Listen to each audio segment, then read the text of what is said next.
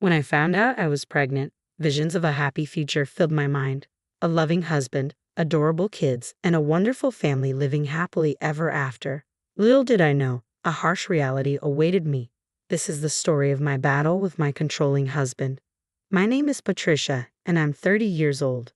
My husband's name is Robert, a 34-year-old office worker. We've been married for almost 2 years.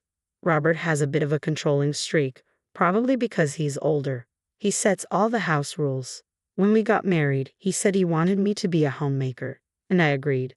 Our spending money has decreased since then, but I'm thankful he's providing for me. I've always been indecisive, so Robert's efficiency seemed perfect for me. I thought a little bit of control was a good thing. Then, one day, I felt unusually sick, feverish, and sluggish. I was in no shape to do housework, so I turned to Robert and said, "Sorry, I'm not feeling well today." He groggily sat up and asked, "Is it a cold?" "I don't think so, but I'm too weak to get up. Can you grab something quick for breakfast?"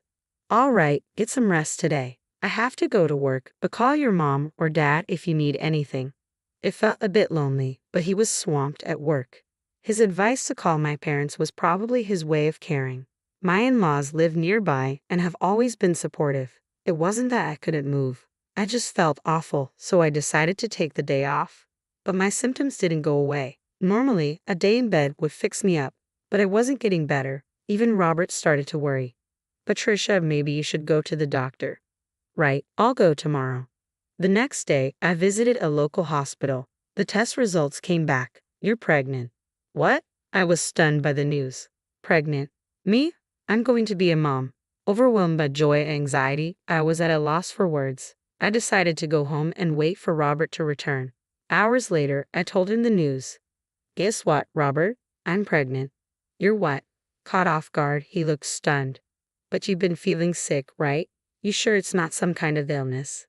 "No, the doctor said my symptoms were morning sickness." "Morning sickness?" As I explained, Robert furrowed his brows. Then he said something totally insensitive. "So, you're saying this isn't an illness? You were just being spoiled." "Spoiled? That's not how I see it. Morning sickness isn't an illness, but I feel awful. I'm feverish and just drained. Look, I may not be technically sick, but every woman who becomes a mom goes through morning sickness. Stop making a big deal out of it." "Are you serious?" The words from my husband were completely unexpected. I had thought he would be thrilled about my pregnancy. "Anyway, from tomorrow, take care of the house as usual." "But I've been nauseous since last night." "I don't care. It's just morning sickness. Stop using it as an excuse." No matter what I said, my husband wasn't listening and instead berated me. Morning sickness isn't a disease. I knew what carrying a new life is a burden not to be taken lightly. Most men might not understand the difficulty of pregnancy, but the harsh words from my husband were almost unbearable. I tried my best to manage the housework the next day, but my body was sluggish and nausea hit me even when I was doing nothing. Cooking meals was the hardest part. The smell of rice cooking was unbearable. "I can't take it anymore." Frequent dashes to the bathroom disrupted my cooking routine, and consequently, the quality and efficiency of my meals suffered. No matter how much I tried to explain, my husband wouldn't listen. On the contrary, when I was coughing in the toilet, he shouted from behind, "If I'm late for work because you're dragging, you'd better take responsibility." "I'm sorry, but the smell of food was making me nauseous." "I don't care," he snapped. "I'm not listening to your excuses." "Excuses?" I didn't mean to. "What if your slowness makes me late for work? Can you take responsibility for that?" My husband kept yelling, completely disregarding how I felt physically and emotionally. I felt cornered. Somehow, I managed to finish preparing breakfast, fighting off nausea. Despite this, my husband didn't touch his breakfast. "Great, now there's no time for breakfast because you were so slow. Get it together." With that, he slammed the door behind him. Why is this happening? I haven't done anything wrong. Why do I have to be treated so horribly when I'm just trying to nurture our child inside me? Frustration and emptiness mixed, and I couldn't stop the tears. This went on for about 2 weeks. One day, after confirming my husband had left for work, I lay down. Today, my nausea was worse than ever. I needed to eat something for the sake of our baby, but even drinking water made me throw up. I must have dozed off because when I woke up, it was already noon. I needed to eat and take care of the house. Just then, my phone rang. It was my husband. With a sinking feeling, I hesitantly answered. "Hello." You took too long to answer. You weren't sleeping, were you? I'm sorry. I wasn't feeling well this morning. I was about to start on the housework. He abruptly hung up.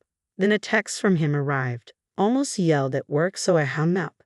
Patricia, are you mocking me? I felt a bottomless despair reading his furious words. My hands trembled as I held the phone. Please don't be mad. I'll do better, I replied. I'm done with you, the text read. What should I do? I needed to reply, but apologizing would only make him angrier. So what could I do? Before I could decide, another text from him arrived. The moment I read it, I dropped my phone in shock. If you can't even handle housework, abort the child. Abort our child? Everything went dark. My emotions were a mess, my breathing was erratic, my heart pounding. We were blessed with a child. I thought we'd be happy as a family, but my husband didn't even try to understand my condition. He even denied me and our unborn child. I couldn't let this go. I couldn't stay silent after being told something like this. I picked up my phone from the floor and texted him. Understood. I packed my bags, explained the situation to my parents, and asked them to pick me up. After I left, multiple texts from my husband arrived. Where are you? If you can go out, you must have been faking it. Come back now or I'll divorce you. Did this man know anything other than attacking or threatening? By this point, my love for my husband had completely cooled off. When he even called my parents' house, I told him, I have no intention of coming back, and blocked his number. Patricia, are you sure about this? You'll be giving birth alone, you know, my mom asked, concerned for her daughter. But my mind was already made up. It's okay, I'll protect this child. My mom gave me a complicated look but said, we'll support you in any way we can. A few days later, having cut off all communication, my husband showed up at my parents' house, bringing his own parents. Patricia, what are you thinking? Stop lazing around at your parents and come home now. As soon as he saw me, my husband started yelling.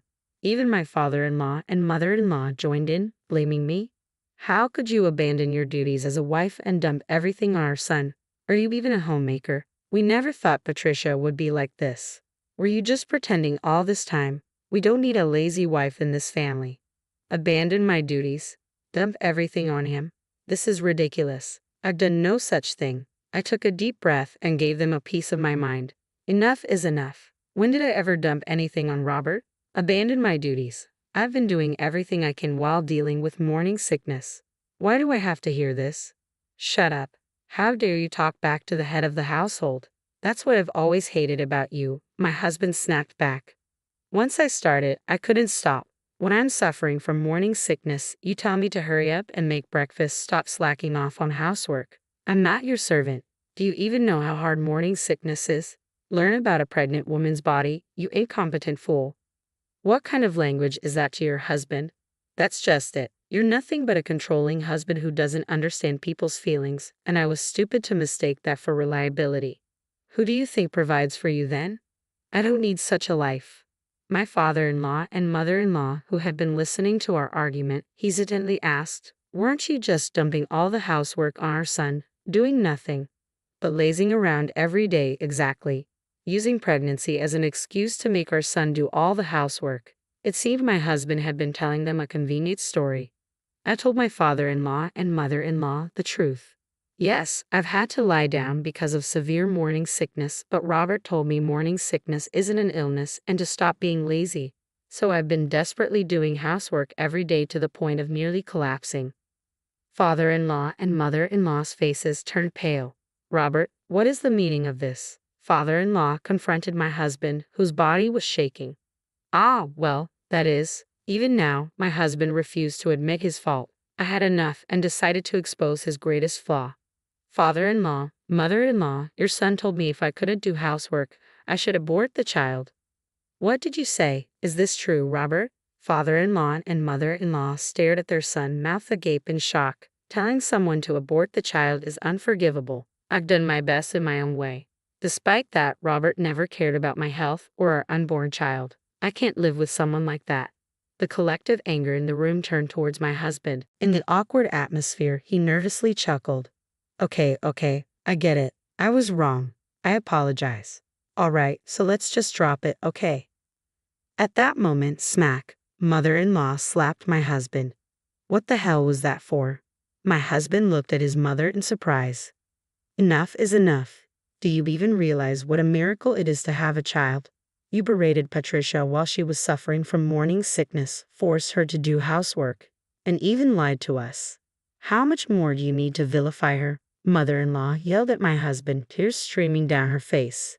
The intensity left me and father-in-law speechless. Then mother-in-law turned to me to apologize. Patricia, I am so sorry. I believed that foolish son of mine and hurt you. You must have had a hard time dealing with morning sickness. I know an apology isn't enough, but I'm truly sorry. Father-in-law also deeply apologized. Patricia, let me apologize as well. Our foolish son has caused you trouble, and for that, I'm truly sorry. We'll make sure he takes responsibility. Leave the rest to us. Father-in-law then turned to my husband. We're cutting ties with you, Robert. Cutting ties? Yes. A son who can tell his wife to abort the child is not part of our family. Agree to Patricia's divorce. What? We're family. Talking about divorce and cutting ties? You must be out of your mind. Patricia's feelings won't change. Make up your mind. At his father's words, my husband was speechless. He was reluctant to sign the divorce papers, but with father-in-law and mother-in-law's help, he eventually gave in. He was utterly defeated, a shell of his former self. Later, I claimed compensation and child support through a lawyer. I've decided to give birth to our child alone. I've received several texts from my husband since. I was wrong. Please forgive me. I realize you're all I have. Please come back. But I just deleted the messages without replying. My husband, now disowned by father-in-law and mother-in-law, seems to be living alone in a neglected, trash-filled house. It's affecting his work, and now the office gossip goes like this. Heard Robert got dumped by his wife. His shirt's all wrinkled and he hasn't even shaved. And she was pregnant, right? What a loser. He used to be so controlling. My husband is becoming the office joke, losing his standing day by day. I wonder how long his high pride will allow him to endure this environment. Well, it's none of my business anymore. From now on, I want to focus on my unborn child. Even without a father, I intend to shower this child with all the love I have so they can feel truly happy.